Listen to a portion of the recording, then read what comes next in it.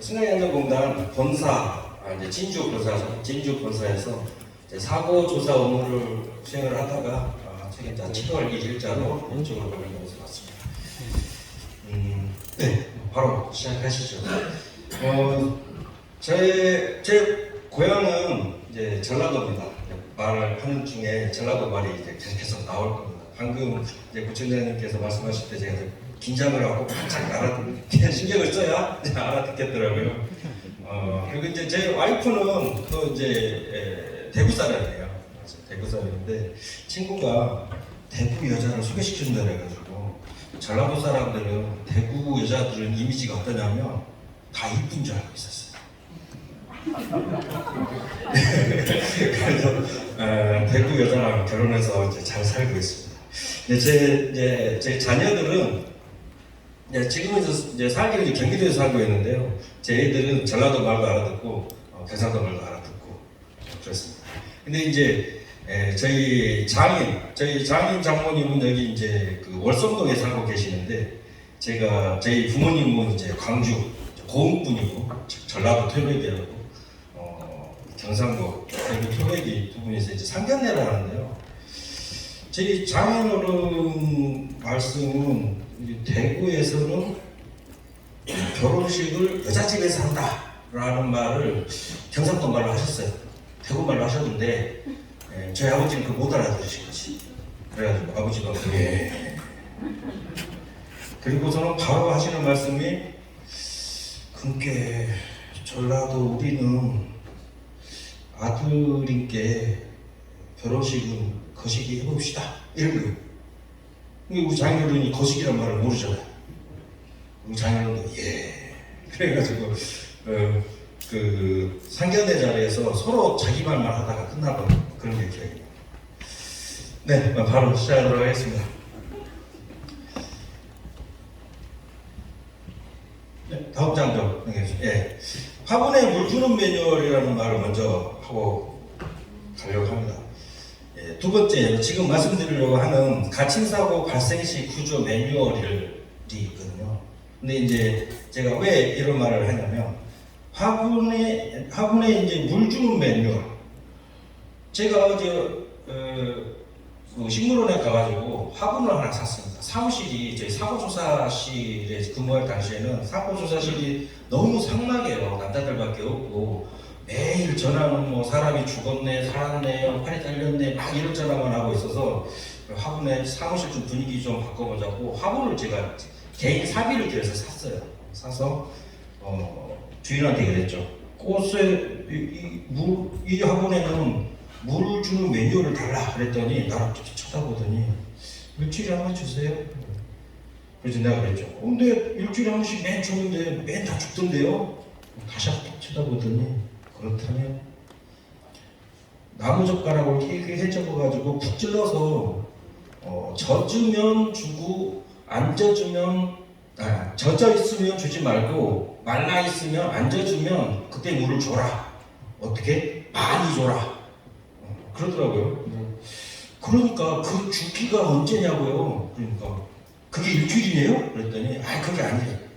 젓가락으로 하래요. 그걸 계속 그걸 반복하는 거죠.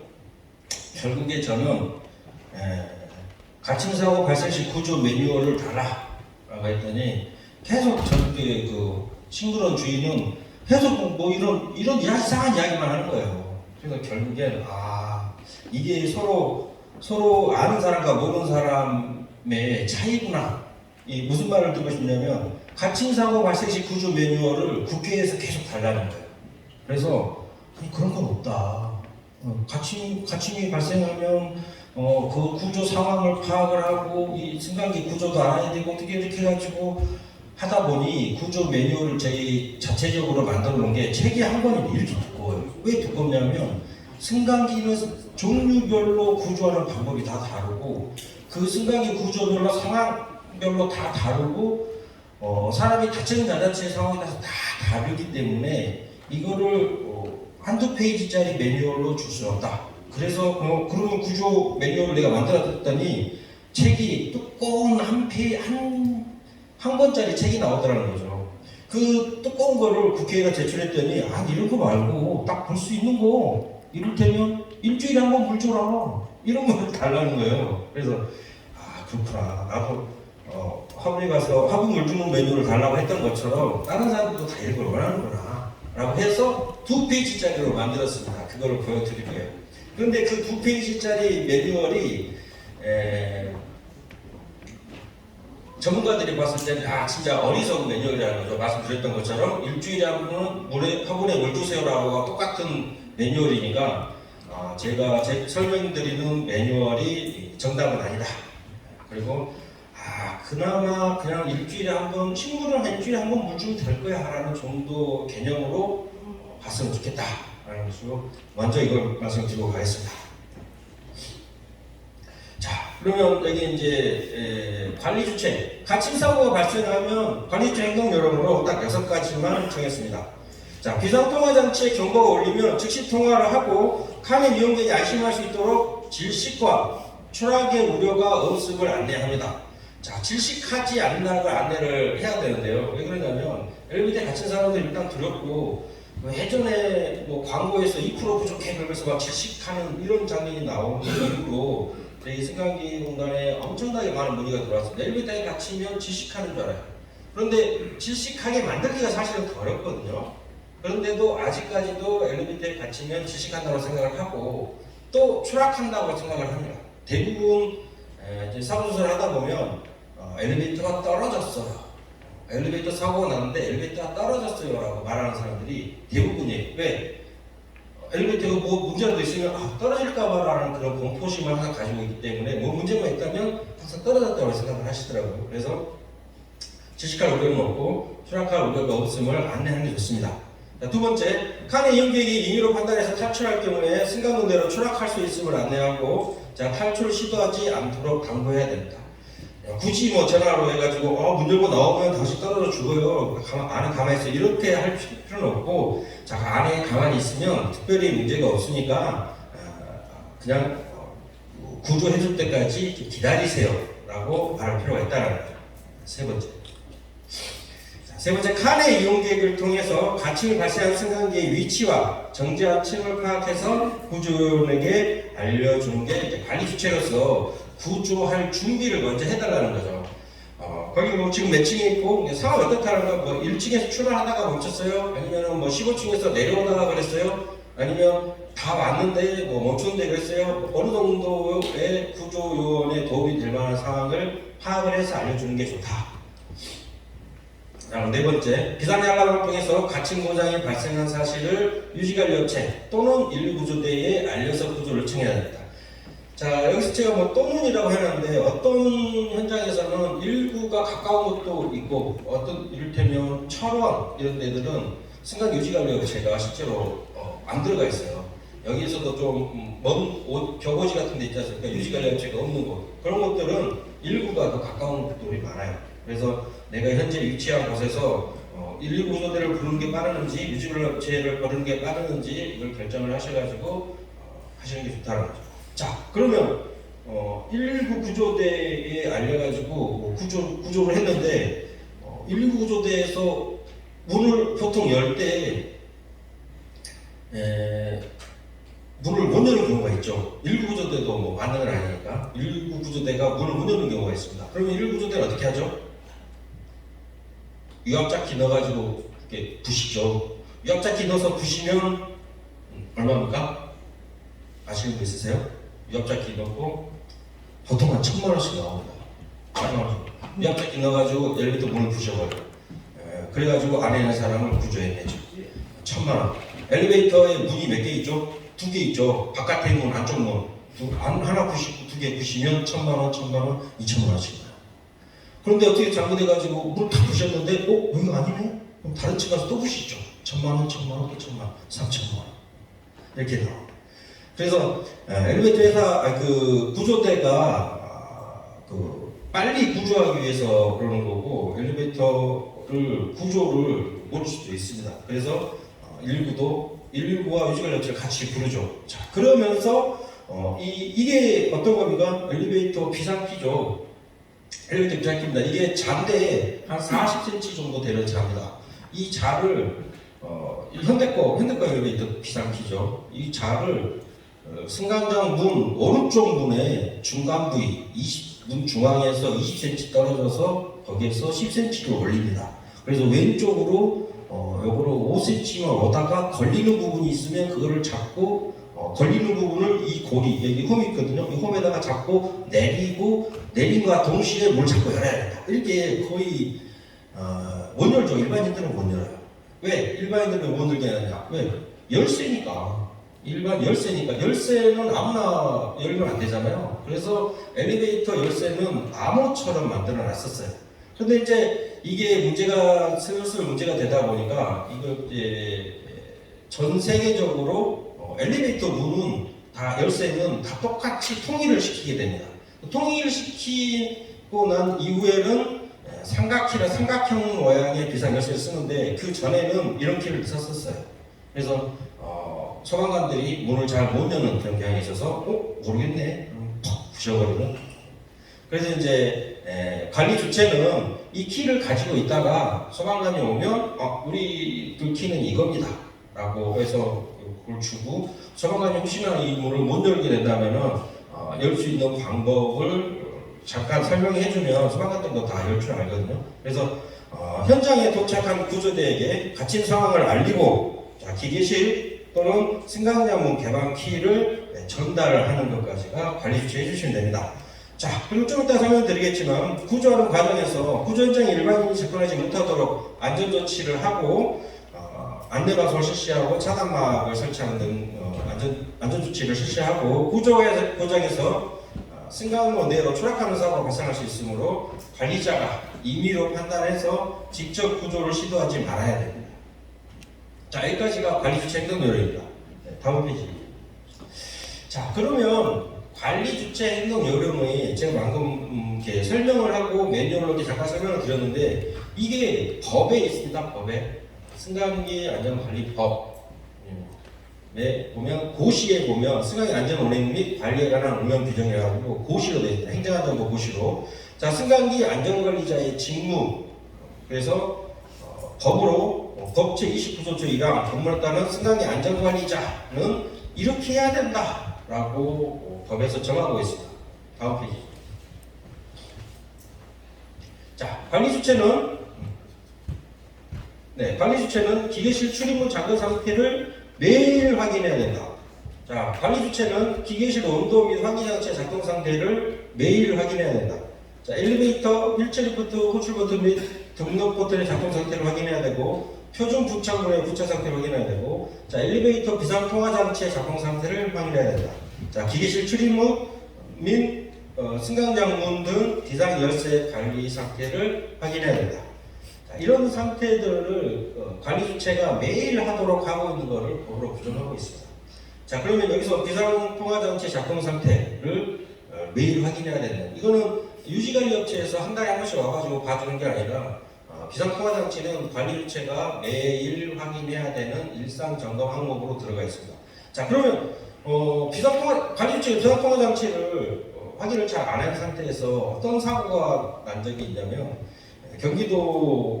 경기도에 있는 학교 기숙사에서 여학생이 아침에 내려왔는데 핸드폰을 두고 내려온 거예요. 그래서 다시 엘리베이터를 타고 기숙사 위로 올라가는 와중에 엘리베이터에 갇혔어요. 왜? 근데 핸드폰이 없어. 핸드폰을 기숙사에다 놔두고 하고 인터폰을 누르는데 인터폰이 고장났어요. 그래가지고 경비실에 있던 경비원이 엘리베이터에서 누가 갇혔는지는 모르고 엘리베이터 고장난 거는 자기가 봐가지고 엘리베이터 회사에다가 전화를 했어요. 엘리베이터 전화해가지고 와서 봤더니 그냥 고장나 있는 거예요. 이거는 다음에 고치자 라고 그냥 옆에 후기만 보고 가버렸어요. 그래서 이제 이 학생은 11시간 동안 엘리베이터 안에 갇혀있어요.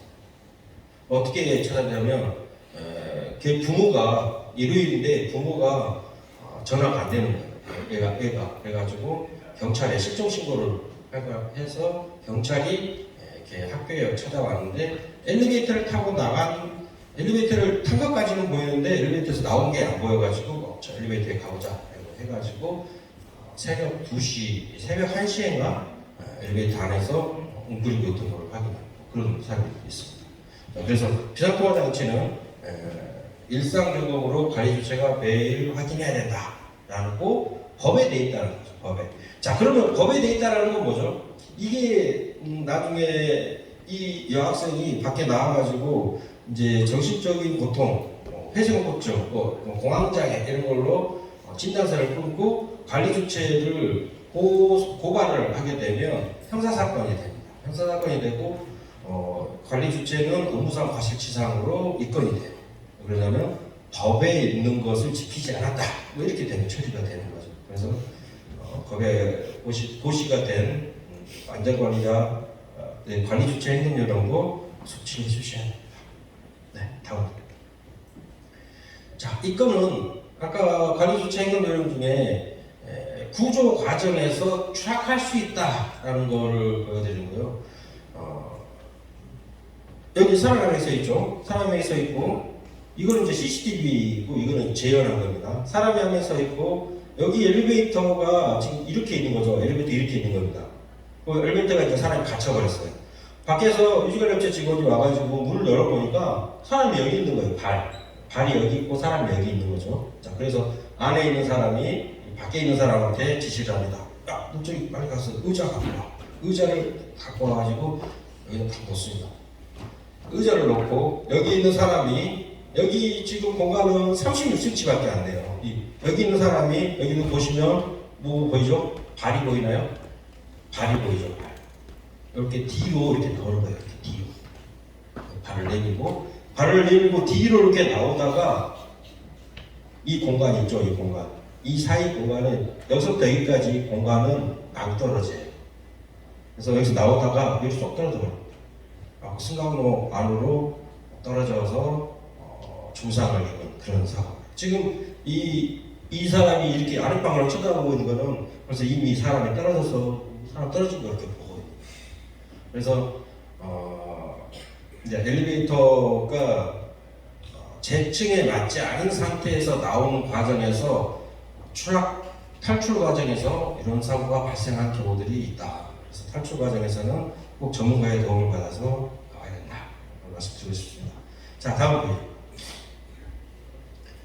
자, 이거는 관리 주체가 경비원한테 열쇠를 주고 맡겨서 사고가 난 사례입니다. 자, 엘리베이터가 1호기, 2호기 두 대가 있습니다. 사고 당일은 일요일이었어요. 그래서 1호기를 평상시에는 2호 두 대 중에 한 대만 운행을 해요. 그래서 2호기를 12층에다가 정지시켜놨어요. 그럼 1호기가만 쓰다가 1호기 갑자기 고장이 나버린 거죠. 자, 그래서 2호기를 운행시키려고 12층에다가 정지시켜놓은 2호기를 운행시키려고 경비원 아저씨가 열쇠를 들고 12층까지 올라옵니다. 계단으로 12층까지 올라갔어요. 계단을 쭉 올라오다 보니까 이렇게 올라오다 보니까 다 올라왔겠지 하고 딱 와가지고 11층 문을 열고 바로 추락해서 사망한 이런 사고가 발생합니다.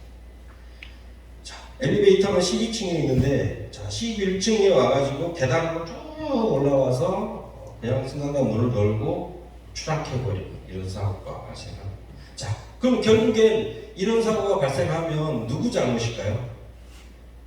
지금도 경찰에서 아직 끝나지는 않았는데 경찰에서는 결국에 이 경비원 아저씨는 사망해버렸고 이 경비원 아저씨의 그 고용주 관리 주체를 입건 처리합니다. 왜? 아까 말씀드렸던 비상키 관리를 제대로 하지 않았다. 비상키 관리는 자격자만 그러니까 구조나 이런 자격을 가지고 있는 사람만 취급하게끔 되어 있거든요. 그런 관리를 잘못했다 해서 관리 주체가 문제가 되는 그런 상황입니다. 네, 그래서 구조나 뭐 이런 과정에서 사고가 많이 발생하기 때문에 주의해야 된다. 네, 다음. 자, 이번에는 그러면 뭐 관리 주체만 잘해야 되냐?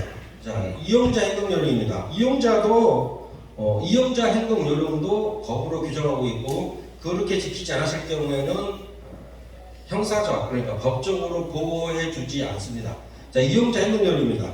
자, 자, 승강기는 추락하지 않으므로 낮은 자세를 유지하고 안전손잡이를 잡고 침착성을 유지해야 된다. 자, 여기서 주역이 뭐죠? 승강기는 추락하지 않으므로. 근데 우리 언론 보거나 뭐를 다 보아더라도 승강기 추락해서 사고 나잖아요. 네, 추락해서 사고 나잖아요. 근데 왜 승강기는 추락하지 않는다 그럴까요? 그냥 안심하라고? 안심. 승강기가 그러니까 사람이 타는 승객용 엘리베이터, 사람이 타는 승객용 엘리베이터는 지금까지 떨어진 적이 없습니다. 자, 그러면 언론에서 나온 거는 다 거짓말이냐? 거짓말입니다. 진짜요. 제가 10몇 년 동안 언론 보도를 계속 모니터링하고 했던 것들은 기자들하고도 엄청 많이 싸우고 했어요. 그러면 근데 왜 승강기를 추락하냐고 계속 보도가 나오느냐? 첫 번째, 승강기가 아닌 경우, 승강기가 아닌 경우, 뭐 승강기 아닌 경우 뭐냐? 기자들하고 제가 많이 싸운 게 뭐냐면, 이거 왜 승강기가 아닌데 승강기가 추락했다고 보도했습니까? 이거는 건설 작업용 리프트, 건설 현장에 건설 작업용 리프트 아니면 고용노동부에서 하는 일반 작업용 리프트, 이게 추락해서 사고 많이 납니다. 이런 것들인데 이걸 왜 승강기라고 보도를 했습니까? 라고 하면 기자들이 어떤 기자 그러더라고요. 오를승, 내릴강, 기계기, 올라갔다가 내려가는 기계 아니냐, 뭐 이렇게 이야기를 하더라고요. 그러니까 제가 할 말이죠. 우리 현행 운임법에서는 이제 승강기법이 있고 저기 산업안전보건법에서 하는 그 리프트 좀 분리가 되거든요. 그런데 언론 보도에서는 리프트가 떨어져도 승강기가 떨어졌다라고 보도를 많이 하기 때문에 국민들이 이제 그런 불안감을 많이 가지고 있죠. 자, 그러면 진짜로 승강기법에서 다루는 승강기에서 떨어진 사고는 없냐? 실제로 있습니다. 뭐였냐면 승강기법에도 화물용 엘리베이터 있거든요. 화물 취급하는 거, 더메이터, 화물용 엘리베이터, 자동차용 엘리베이터 이런 것들을 화물 취급하는 엘리베이터 중에 제가 알기로는 2건 정도는 추락한 사례가 있긴 있어요. 있긴 있습니다. 이제 그런데 일반 우리가 말하는 승객용 엘리베이터가 추락한 사례는 지금까지 한 번도 없었다. 자신 있게 말할 수 있습니다. 그래서 승강기는 추락하지 않는다라고 매뉴얼로 박은 거죠. 자, 추락하지 않지만 낮은 자세를 유지하고 충격은 있을 수 있어요. 굉장히 허리가 좀 삐끗하는 정도의 충격이 있을 수 있기 때문에 낮은 자세를 유지하고 손잡이를 잡고 침착성을 유지하고 있어야 된다.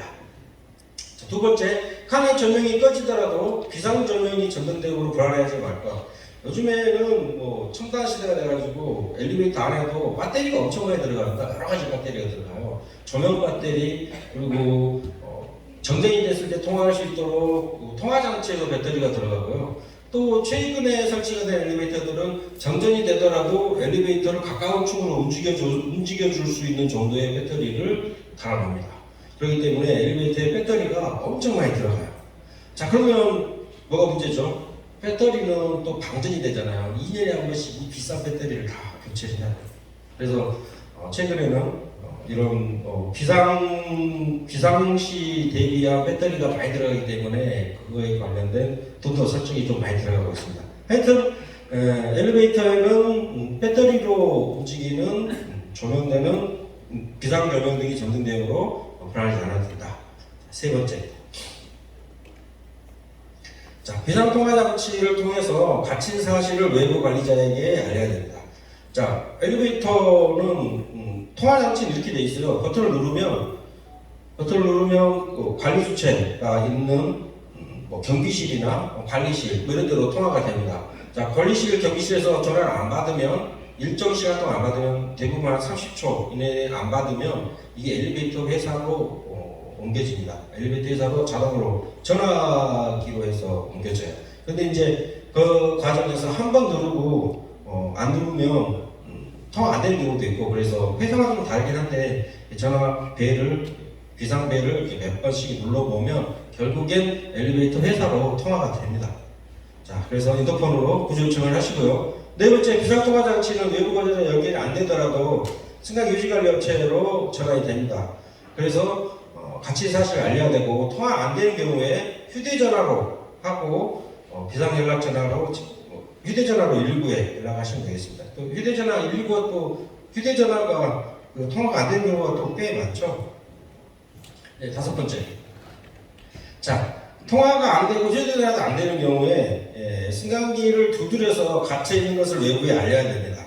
자, 구조 시 알렸다면 침착하게 대기해야 되는데요. 안 알리는 경우도 있죠. 저 최근에 제가 이런 경우를 봤습니다. 배송 하시는 분, 배달하시는 분인데 엘리베이터에 갇혔는데 핸드폰도 안 누르고 그냥 가만히 서 있다가 이렇게 나중에 8시간 뒤에 구조해서 보니까 거기에서 기절해 있더라. 이런 사람도 있어요. 그래서 이제 그분은 제가 알기로 이제 그분은 폐소공포증이 있는 사람이어서 워낙에 너무 긴장해가지고 자기가 구조하는 걸 모르고 구조 이런 활동들을 못하는 그런 경우도 있었습니다. 자, 임의로 판단해서 탈출을 시도할 경우에 승강기대로 추락한 안전사고가 발생할 수 있으므로 구조 시까지 칸에서 침착하게 대기해야 됩니다. 자, 그럼 대기하지 않으면 자, 이용자 행동 요령을 지키지 않은 걸로 대해서 법적으로 보호받지 못할 수도 있다는 거죠. 네, 다음 페이지 한번 보여주세요. 자, 이것도 마찬가지로 법에 나와 있는 내용입니다. 법에 이용자는 이렇게 해라 라고 되어 있습니다. 자, 엘리베이터 이용자 입증상 엘리베이터 출입문에 충격을 가하지 않아야 되고 엘리베이터 출입문에 손이나 발을 대지 않아야 합니다. 자, 엘리베이터 출입문을 강하게 놀리지 않아야 되고 엘리베이터 출입문이 완전히 열린 후에 타고 내려야 합니다. 자, 엘리베이터에서 뛰거나 장난치지 않아야 되고 자, 정원 또는 적격 과정을 준수해서 엘리베이터 이용해야 한다.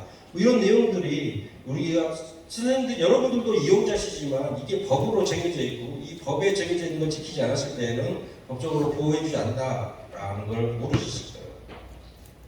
이용자 준수사항도 법적으로 다 있습니다. 다음 페이지. 또 7번부터 15번까지 굉장히 많습니다. 자, 이 중에 14번 한번 볼게요. 줄넘기, 애완동물의 목줄 등이 엘리베이터 출입문에 끼이지 않도록 주의해야 된다. 말씀이 되어 있습니다. 왜? 요즘에는 애완동물 강아지 데리고 엘리베이터 타다가 갑자기 난 엘리베이터 탔는데 이 버튼 누르던 사이에 강아지가 밖으로 나가요. 그러면 이 강아지하고 엘리베이터 문 사이에 이제 줄이 있지 않습니까? 엘리베이터 문은 개줄을 인식을 못해요. 그래서 그냥 닫고 엘리베이터 출발해 버리거든요. 그러면은 이 개줄을 놓으면 되는데 개줄 놓지 않고 차가 당겨요. 왜 당기는지 모르겠어요. 하여튼 당겨요. 그래서 개줄을 당기던 그 손가락이 다 잘리는 경우가 굉장히 많습니다. 1년에 몇 건씩.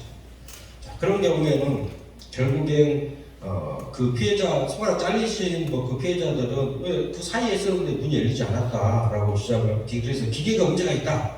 그래서 내 손가락 잘린 걸 보상해달라고 하는데 이 법으로 그렇게 다 돼 있어요. 이것도 준수사항이 14번 오죽했으면 이런 것까지 넣었을까요? 그런 사고가 많이 나다 보니까 애완동물의 목줄 등이 엘리베이터 출입문에 끼이지 않도록 주의하지 않은 당신의 문제가 있기 때문에 법적으로 보여줄 수 없다. 이렇게 됩니다. 네, 다음 보시죠. 자, 그러면 승강장 문에 기대거나 충격을 가하지 말거나 이런 말도 되죠. 이 영상 한번 보여주시겠어요?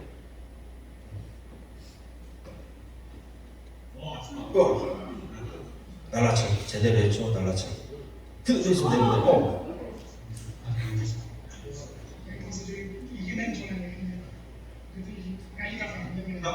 한번 멈춰주시겠어요? 자, 엘리베이터 문이 있는데 가서 날라차기 했죠. 네. 날라차기 왜 했을까요? 엘리베이터 문이 부셔져라고 했을까요? 그냥 한번 했겠죠.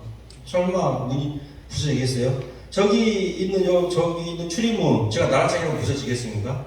안 부서지죠. 절대 안 부서져요. 여기 출입문 제가 날라차기 한다고 부서지겠습니까? 한 10명이 가면 부서지려나? 10명이 한꺼번에? 10명이 여러 번 나눠서 해도 안 되겠죠. 안 됩니다.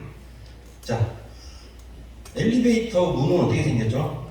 엘리베이터 문은 요 1.8mm 철판을 이렇게 절곡해 놓은 거예요. 그 뒤에도 없어요. 1.8mm 철판을 이렇게 해가지고 공중에 이렇게 매달아 놓은 겁니다. 매달아 놨고요. 아래쪽에는 1cm 정도의 퓨라를 해가지고 1cm 정도로 콩으로 들어가 있어요. 그래서 이게 2.2m거든요. 그래서 여기까지 2.2m인데 가운데를 발로 차버리면 이게 철판이 있던 게 이게 휘어요. 휘면서 이게 줄어들 거 아니에요. 그래서 여기 여기에 1cm가 이렇게 묻혀 있는데 1cm 묻혀 있는 게 쑥 들리면서 그냥 떨어집니다. 다시 한번 보여주시겠어요?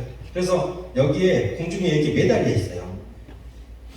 보시면 날라차기를 하면 네, 바닥에서 튀어나오고 공중에 여기서 매달려 있는 거예요. 그래서 엘리베이터 문은 굉장히 약하다.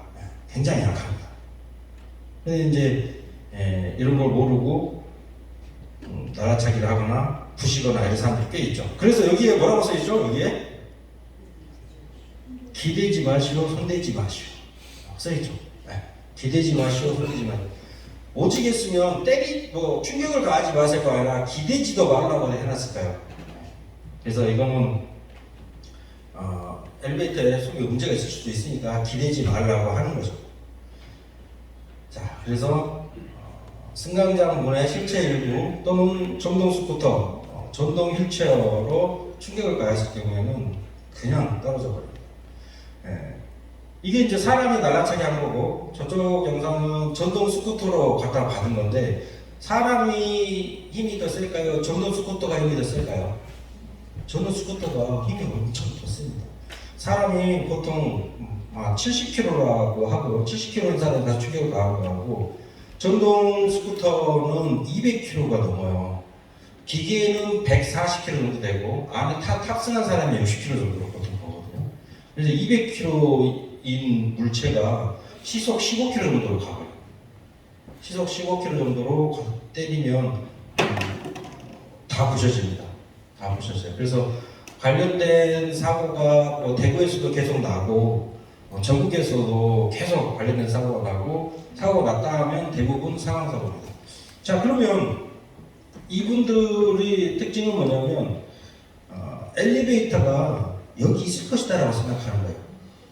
여기 있을 것이다. 근데 엘리베이터 문이 여러 층에 있고 부시는 다른 데 있잖아요. 근데 마침 운이 좋아서 내가 부시는 그 문에 거기에 있었다면 그냥 뭐 부셔만 지고 말겠지만, 엘리베이터가 내가 부신 문 위쪽에 있었다라고 하면 여기는 그냥 낭떠러지인 거죠. 낭떠러지. 그래서 관련된 사고가 굉장히 많이 나오고 있습니다. 그래서 승강장 문에 충격을 가하면 안 됩니다. 다음. 자, 이거는 아까 바깥인 거고, 이거는 안쪽에서 본 겁니다. 이 빈 공간으로 추락하는 거죠. 그래서 엘리베이터 문 안쪽을 보면 이런 쇠 조각으로 문을 이렇게 받치고 있는 거예요. 그리고 묻혀있는 양은 11mm만 이렇게 보통 묻혀 있어요. 11mm, 1cm 정도가 묻혀 있는 거죠.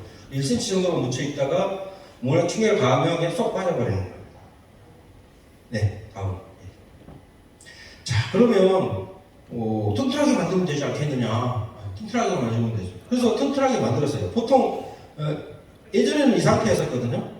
이 상태였는데 지금은 이 상태에다가 이런 것들 좀 더 추가로 달아가지고 좀 더 튼튼하게 만들었어요. 그래서 얼마만큼 튼튼하냐? 그래서 중학생 2명이 가서 2명이 이렇게 안고 가서 문짝을 들이받아서 부서지지 않을 정도, 이렇게 만들어 놓은 거예요.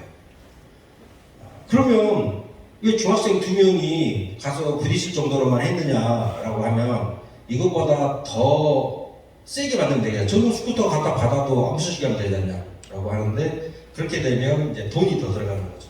돈이 더 들어가요. 이게 전 세계적으로 다 공통된 그 기준을 쓰고 있거든요. 그래서 우리도 유럽의 기준을 그대로 받아들여서 그렇게 하고 있습니다. 자, 그래서 요거는 사람이 날라치게 하는 정도는 막아줘요. 사람이 날라치게 하는 정도는 막아주는데 전동 스쿠터는 아직도 못 막고 있다. 자, 그러면 이제 내가 관리하는 곳에 전동 스쿠터가 많이 다니는 곳이다 라고 하면 각별히 주의를 해야 됩니다. 운전하시는 분들한테 사고 사례를 계속 설명을 해주고 각별히 주의하도록 안내를 하셔야 된다. 네, 다음 페이지. 자, 그러면은 아까는 기대지 마시오에 관련된 거고, 이거는 이제 손대지 마시오와 관련된 내용입니다. 이 영상 한번 보여주시겠어요?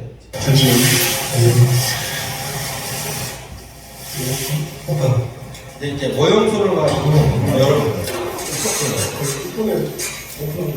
이게 틈이 거의 없어요. 틈이 없는데 이 문하고 문 사이 문틀에 틈이 없는데도 사람 손이 이렇게 들어가면 빨려 들어가요. 이건 모형선이고요. 다음 영상 한번 보여주시겠어요?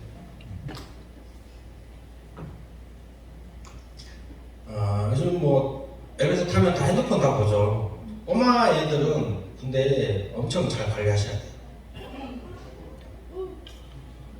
네, 손 다 들어가요. 여기까지 다 들어가요. 절대 안 나옵니다. 여기서 열린 버튼과 닫힌 버튼이 의미가 없어요. 열리지도 않고 닫히지도 않아요.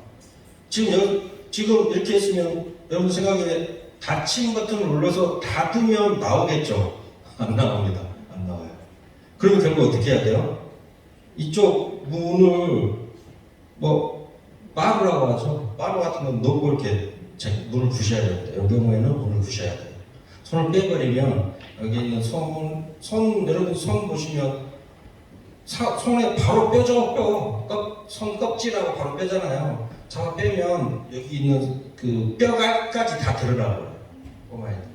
그래서 결국엔 이런 사고가 났다라고 하면 요 닫지도 말고 열지도 말고 그대로 이 상태에서 문을 빠고 넣어서 제껴서 문을 부셔야 됩니다. 여러분 문 부셔야죠. 근데 의외로 이런 경우가 많습니다. 굉장히 많아요. 자, 그래서 엘리베이터 안에 뭐라고 써있죠? 손대지 마시오, 기대지 마시오 라고 써있는 게 이런 사고들이 많이 나와 있기 때문에. 자, 그러면 여기 아예 간격이 없으면 되지 않겠느냐? 없으면 되죠. 없으면 문이 열리겠나요? 문이 안 열립니다.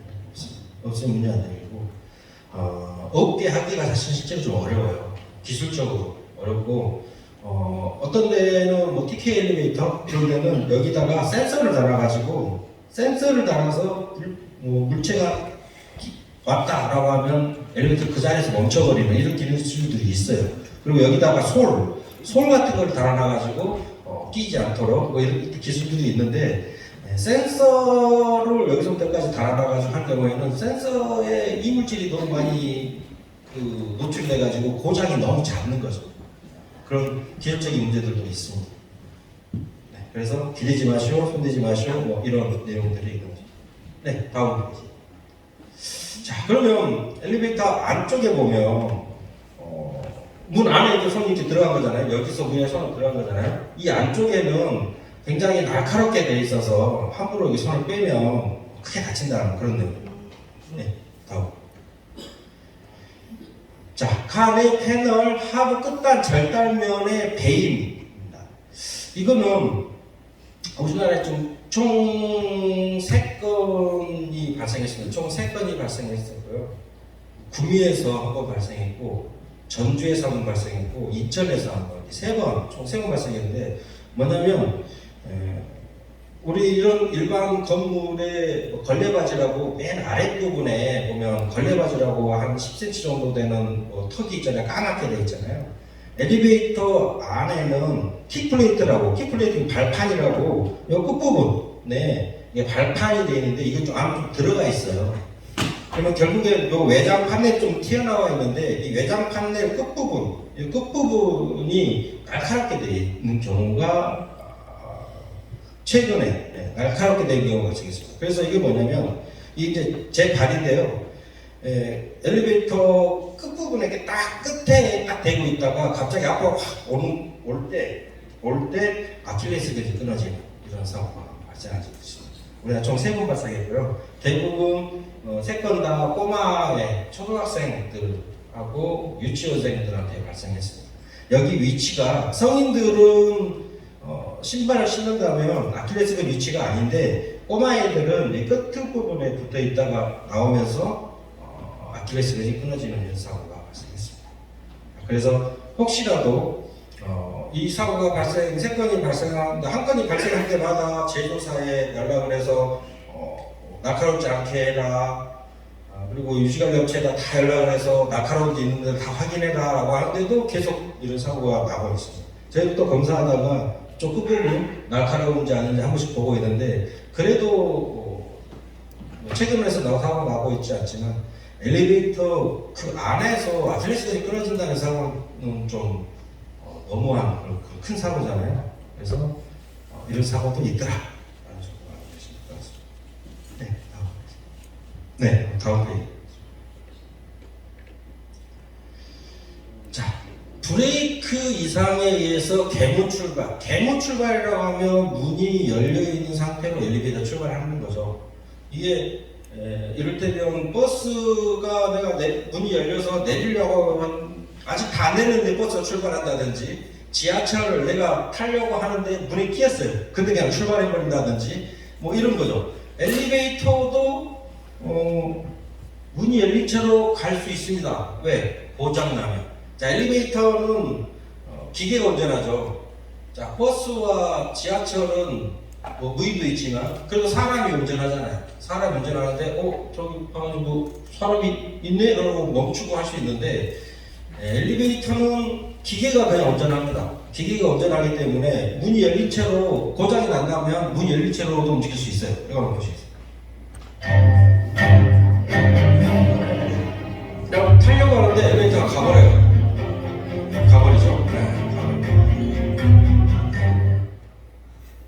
네.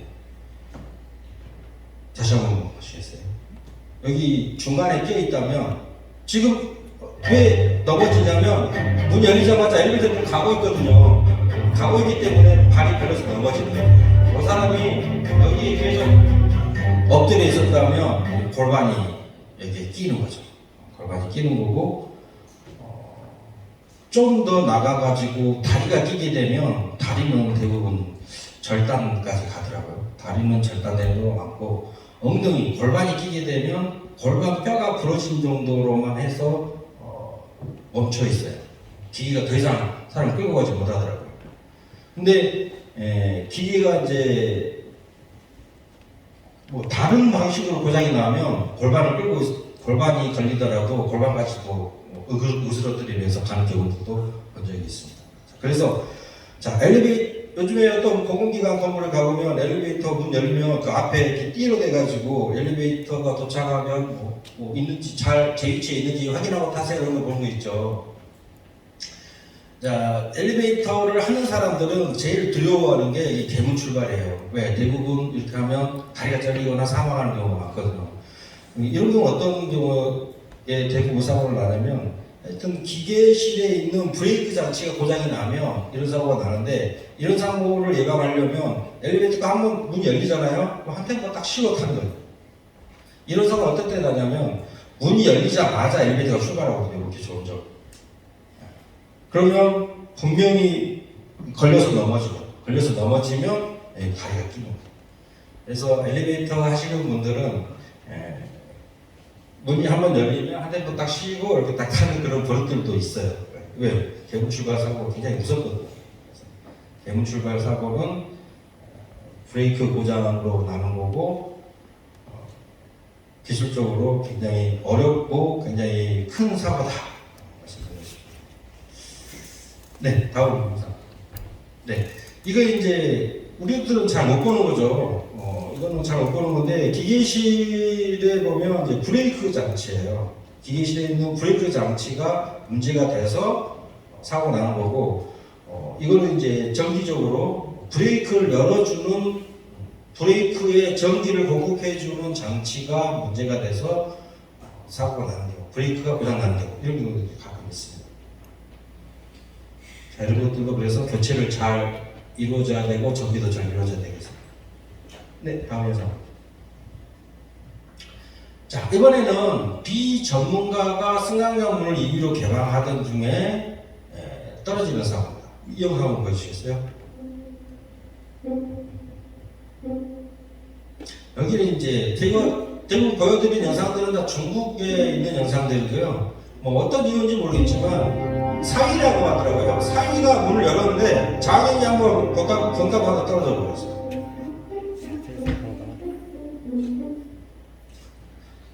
자, 뭐 엘리베이터 없는데 그냥 들어가잖아요.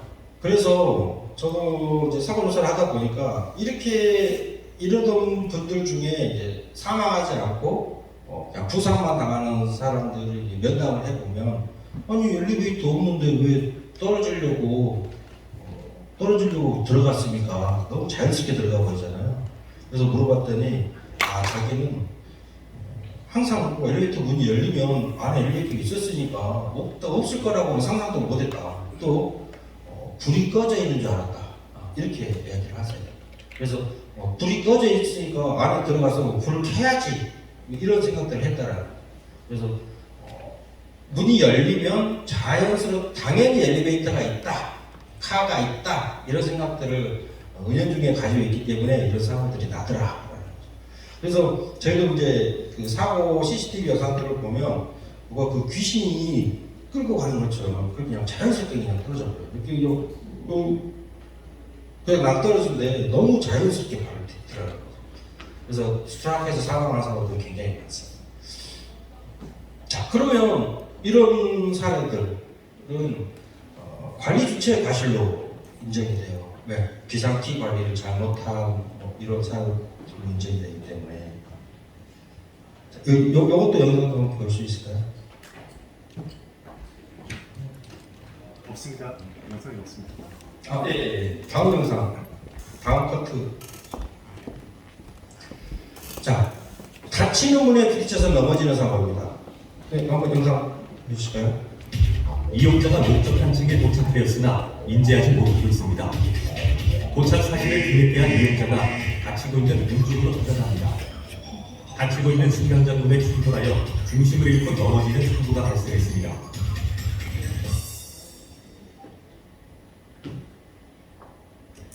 네. 별거 아닌 사고죠. 별거 아닌 사고입니다. 별거 아닌 사고인데 사고는 굉장히 많이 나요. 굉장히 많이 나고 부상 정도가 굉장히 큽니다. 어떤 부상이죠? 넘어지면서 고관절 골절. 80세 되시는 분들도 요즘에 다 엘리베이터 타시잖아요. 80세 되시는 분들은 엘리베이터 문에 부딪혀서 넘어지면 대부분 고관절 골절로 사망까지 이르는 사고들도 있었습니다. 자, 그러면 엘리베이터 문은 얼마만큼 있다가 닫히나요? 10초. 장애인용 엘리베이터는 10초입니다. 장애인용 엘리베이터는 문이 다 열리고 닫히기 시작하는 전까지가 10초 동안 기다려요. 근데 우리 아까 보통의 공동주택은 승객, 장애인 겸용 또 소방구조 겸용 엘리베이터, 그러니까 장애인용 소방구조용 엘리베이터, 보통 통상적인 아파트는 그래서 대부분 10초 동안 열고 있어요.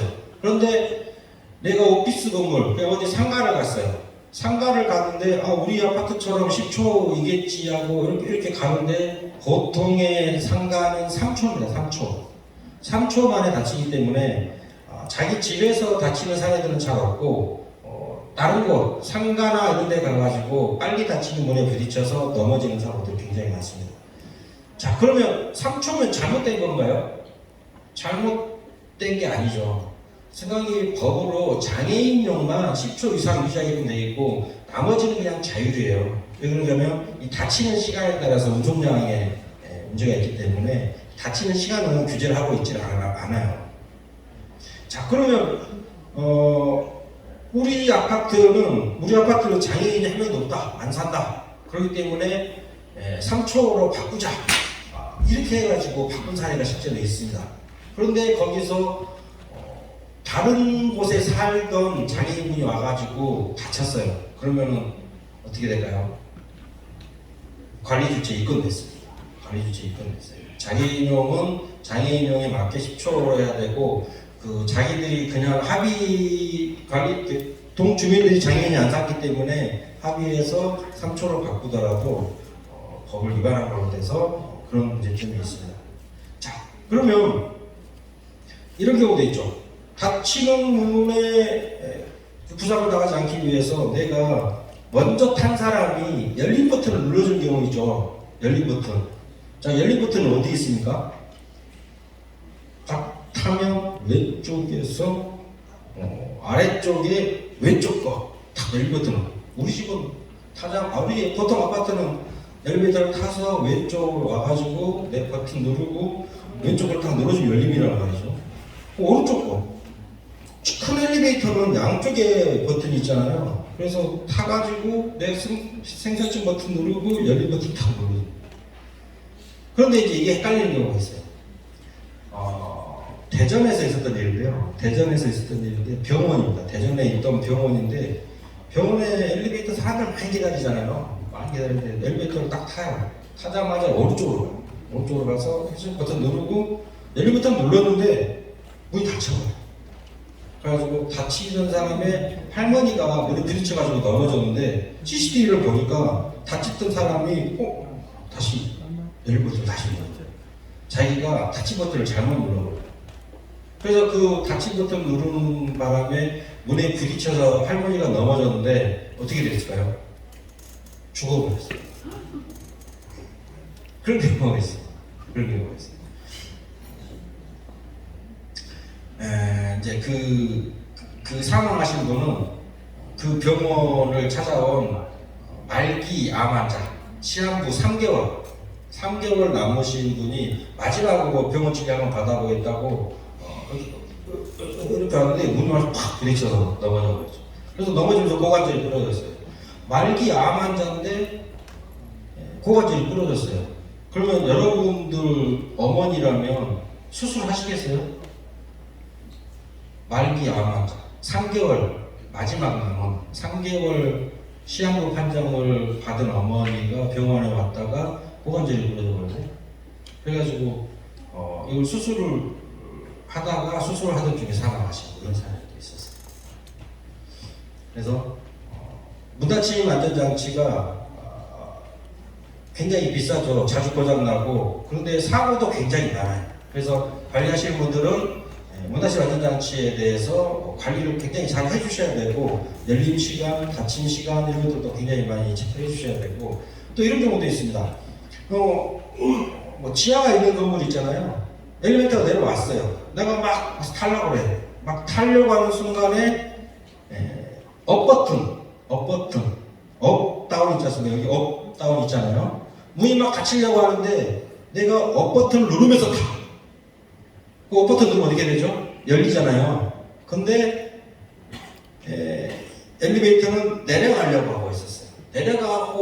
내려가려고 하는 엘리베이터에 업 버튼 누르면 뭐죠? 아무것도 아니죠. 그래서 업 버튼 누르고 타다가 머리 부딪혀가지고 넘어져가지고 그런 사람들도 있습니다. 그래서 출입문에서 의외로 많은 사고가 발생하고 있다라는 그런 정도만 말씀드릴 것 같습니다. 네, 다음. 요거 하나만 영상만 한번 보여주시고 마무리하겠습니다. 영상 없습니다. 영상이 없습니까? 네. 여기 층에 좀 높은 데서 있다가 좀 떨어지면 저 아래로 추락하는 이런 사례들이 발생을 하고 있습니다. 그래서 이 영상은 칸에서 무리하게 탈출을 시도하지 않아야 된다. 영상 있습니다. 잠깐 틀어보겠습니다. 영상 있습니다. 승강기가 고장으로 인해 층과 층 사이에 정지하였습니다.